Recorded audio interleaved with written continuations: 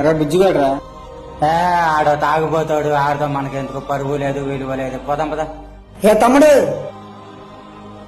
ఇట్రా.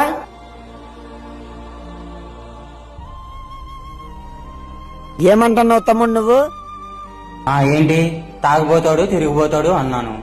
చూడు తమ్ముడు, నేను తాగుబోతాడునే, కానీ నీలాగా బెట్టింగ్ యాప్లో లక్షలు పోగొట్టి తల్లిదండ్రులు రోడ్డు మీద పడేలా నీలాగా పేకాటకు అలవాటు పడి భార్య మెడలో మంగళసూత్రం తాకట్టు పెట్టి భార్య పిల్లల్ని రోడ్డు మీదకి తీసుకురాలా.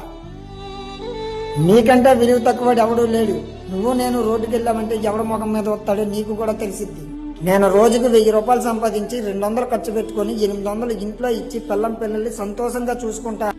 మనిద్దరం రోడ్డుకి వెళ్ళామంటే నాకు పరువు ఉంటుందో నీకు పరువు ఉంటుందో చూద్దాం గాని రా వెళ్దాం. ఇదే కదా నీ కథ ముగింపు లేనిదై